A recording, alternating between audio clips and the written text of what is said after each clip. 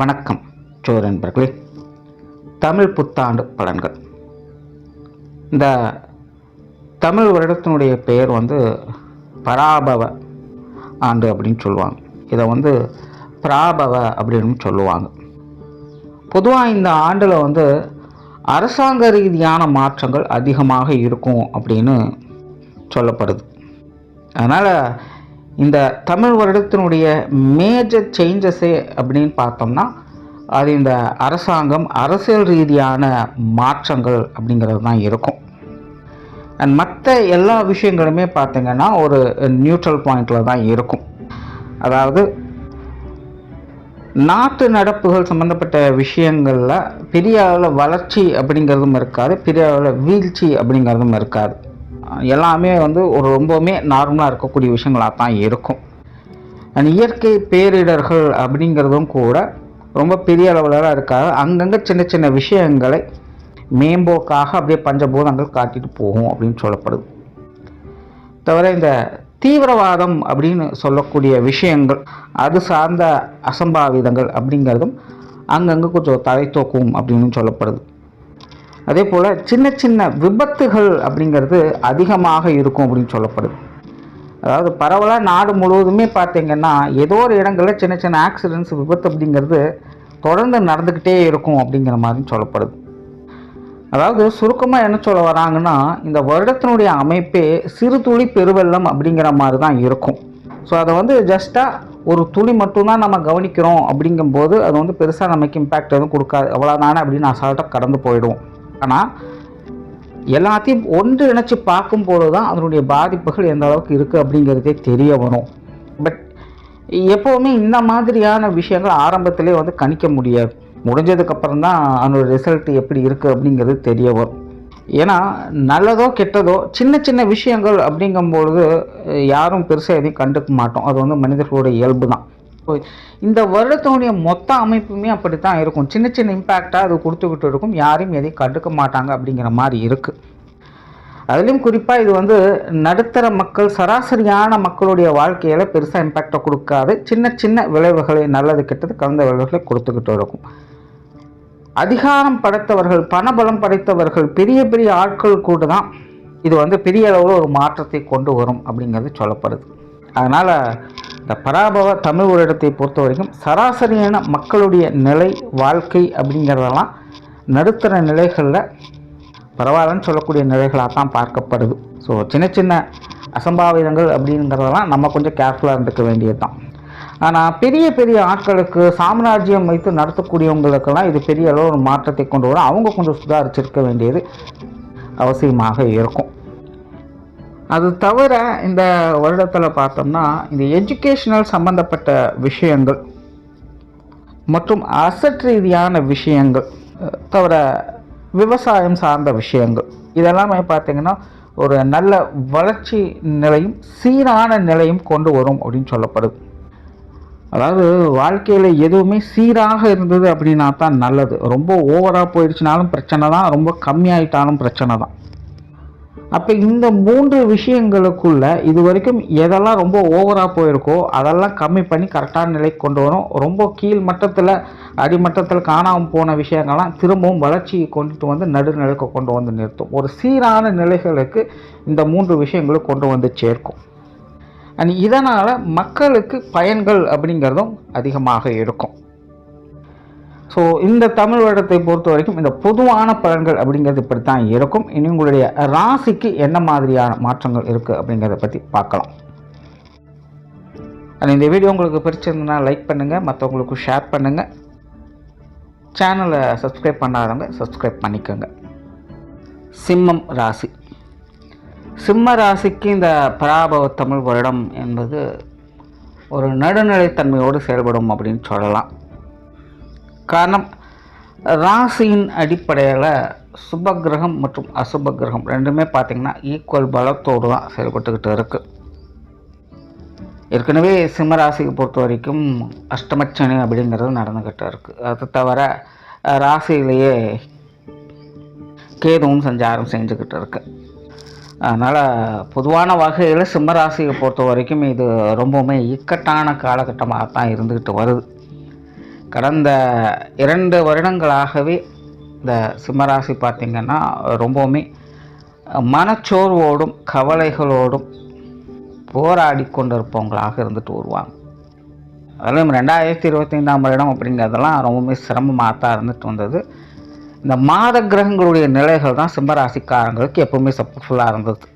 அதனால் அப்பப்போ ஒரு சில நல்ல விஷயங்களை நல்ல காரியங்களை பார்த்துக்கிட்டு வந்திருப்பாங்க.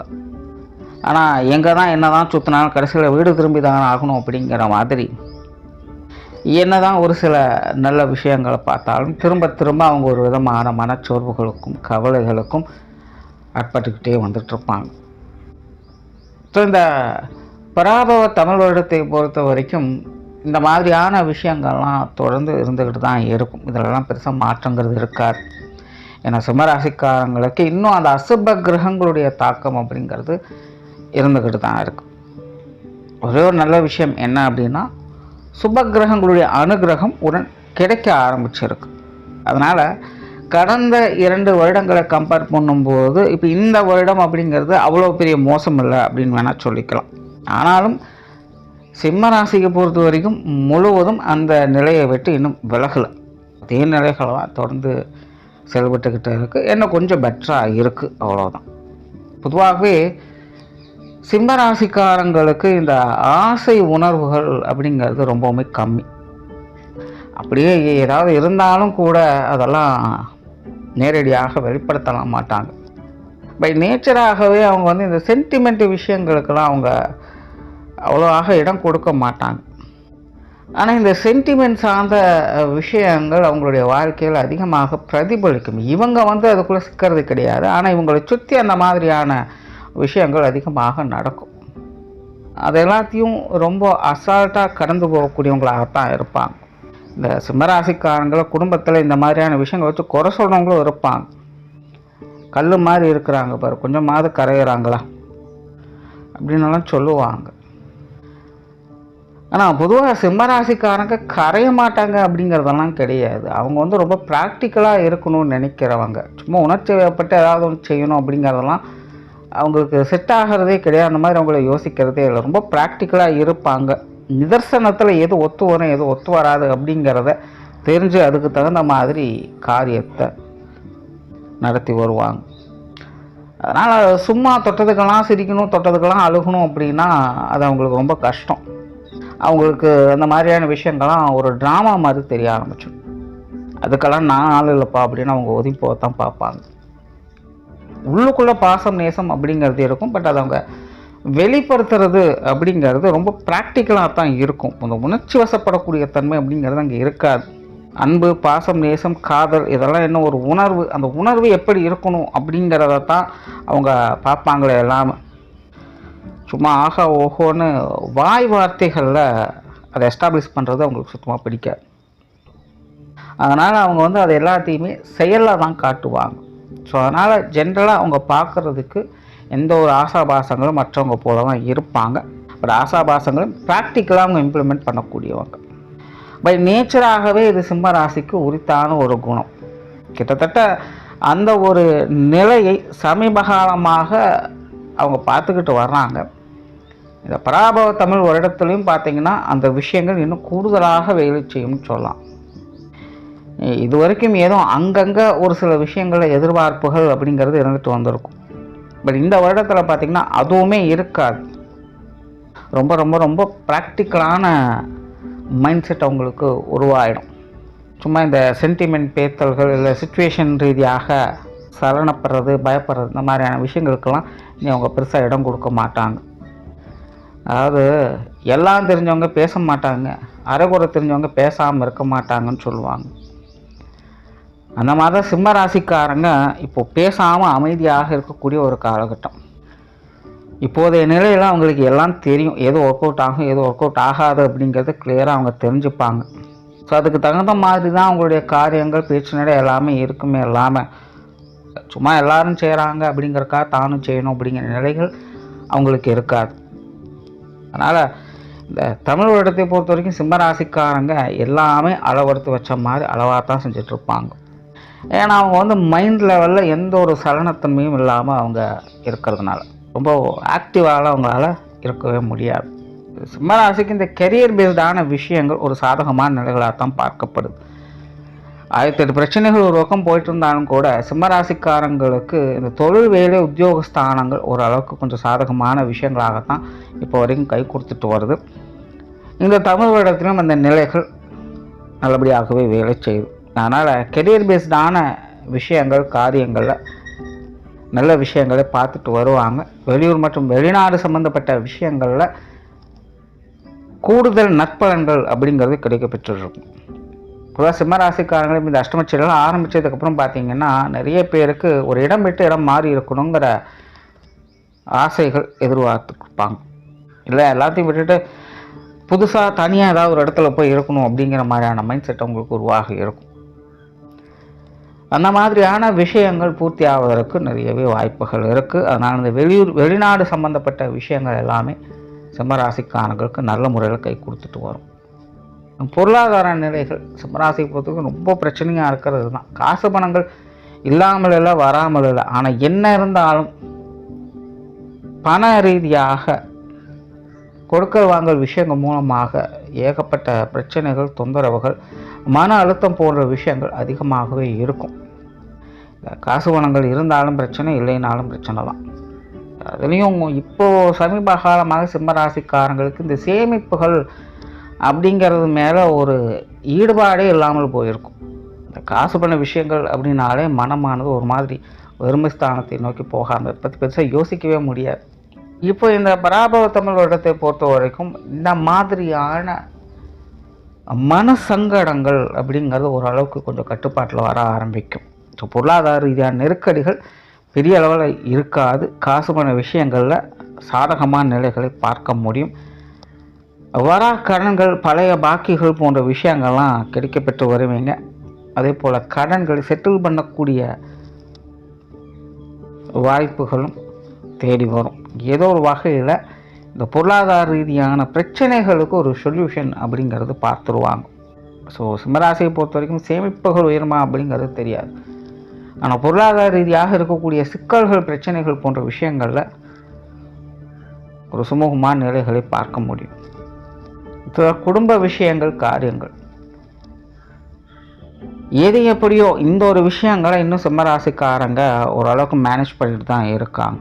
தனிப்பட்ட நிலையில் சிம்மராசிக்காரங்க தான் அலமோதிட்டு இருக்காங்க. எல்லாமே குடும்பத்துக்குள்ளே 1000 பிரச்சனை இருந்தாலும் குடும்ப விஷயங்கள், காரியங்கள் வரும்போது இன்னும் கட்டுக்கோப்பாடு போயிட்டு தான் இருக்குது. அவங்களுடைய கைப்பிடிக்குள்ளே தான் பெரும்பாலான விஷயங்கள் இருக்குது. அதில் சிம்மராசிக்காரங்க இன்னுமே சுதாரிச்சுக்கிட்டு தான் இருக்காங்க. ஸோ இந்த தமிழ் வருடத்துலையும் அந்த நிலைகள் தொடரும். ஸோ குடும்ப வாழ்க்கை பெருசாக தொந்தரவுகள் இருக்காது. இன்னும் ஒரு படி நல்ல விஷயங்களை வேணாலும் பார்க்கலாம். அதனால் குடும்ப தேவைகள் பூர்த்தியாகும். குடும்பத்துக்குள்ள அனுசரியான நிலைகள் அப்படிங்கிறதும் இருக்கும். குடும்ப உறவுகளுக்குள்ளேயுமே கூட ஒரு சிலர் உங்களுக்கு நல்ல ஆதரவோடு இருந்துட்டு வருவாங்க. அதனால் குடும்ப வாழ்க்கையை பொறுத்த வரைக்கும் பெருசாக தொந்தரவுகள் இருக்காது.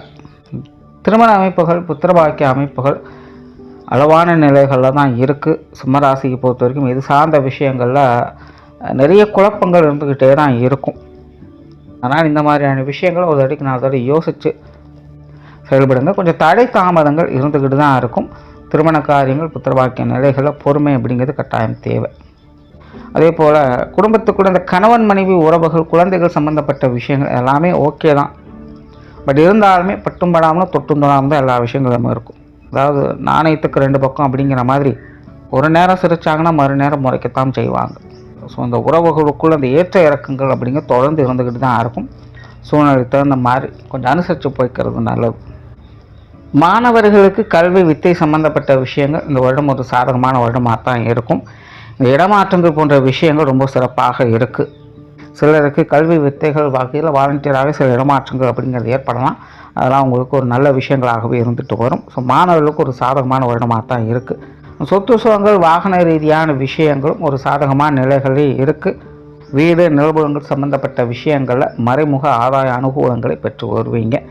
ஸோ ஓவராலாக இந்த பராபவ தமிழ் வருடத்தை பொறுத்த வரைக்கும் சிம்மராசிக்காரங்களுக்கு எல்லா விஷயங்களுமே ஒரு நடுநிலைத்தன்மையோடு தான் செயல்பட்டு இருக்கும். அதனால் பொறுமை மற்றும் நிதானத்தோடு செயல்பட்டு வாங்க, நன்மை உண்டு. நன்றி, வணக்கம், வாழ்க வளமுடன்.